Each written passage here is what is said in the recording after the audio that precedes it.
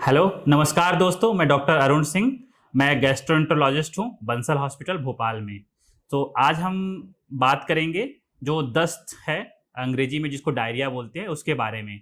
ये एक बहुत ही कॉमन सी बीमारी है जिसमें बच्चों से लेकर के बुजुर्ग तक किसी को भी हो जाती है। जो अधिकतर इसका जो कारण होता है वो हम अगर खाना जो हमारा होता है जिसमें इन्फेक्शन होता है, जो अधिकतर बाहर के खाने से होता है, जो कई समय से होता है। जैसे अगर आप बहुत समय की चटनी बनी हुई ये सब खाते हैं, या बाहर की कोई करी वगैरह है, उसको अगर आपने पुरानी है, अगर उसको आपने खाया है, सेवन किया है, तो उसकी वजह से होता है।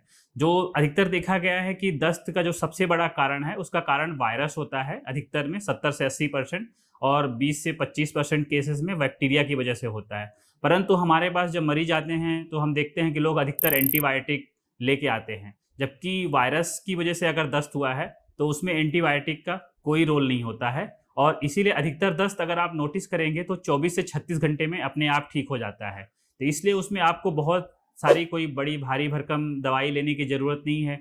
उसमें जस्ट आप अपना जो सबसे इम्पॉर्टेंट महत्वपूर्ण चीज़ है दस्त में, वो है कि आपको डिहाइड्रेशन नहीं होना चाहिए। इसलिए आप पानी का मतलब भरपूर उपयोग करें। हाइड्रेशन आपका अच्छा होना चाहिए। आप नारियल पानी ले सकते हैं, नींबू पानी ले सकते हैं, ओआरएस है जैसे इलेक्ट्रॉल जो होता है उसका आप ले सकते हैं।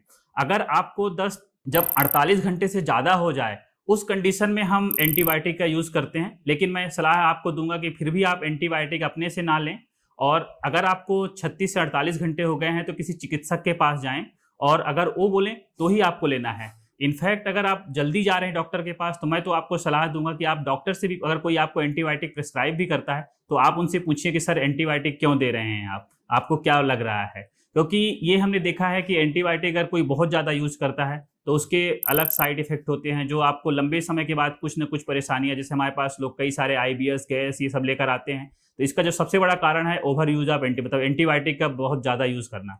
तो इसलिए मेरा आप लोग को सलाह है कि अधिकतर जो दस्त होते हैं वायरस की वजह से होते हैं, बैक्टीरिया बहुत कम होते हैं। तो आप हाइड्रेशन पे फोकस करें। अगर आपको कुछ अपने से मेडिसिन लेनी है तो एक सिंपल मेडिसिन आती है प्रोबायोटिक, जैसे स्पोरोलैक है, आप उसको अपने से ले सकते हैं। इसके अलावा आप कोई मेडिसिन अपने से ना लें। इलेक्ट्रॉल या ओआरएस जो भी है इसको घर पे रखें। नारियल पानी, नींबू पानी, इसका आप भरपूर उपयोग करें। फिर अगर आपको लगे कि ज़रूरत ज़्यादा हो रही है तो आप चिकित्सक के पास जाएं और उनके हिसाब से दवाई लें। धन्यवाद। अगर आपको ये वीडियो बहुत अच्छा लगा हो तो आप इसको लाइक और सब्सक्राइब जरूर करें।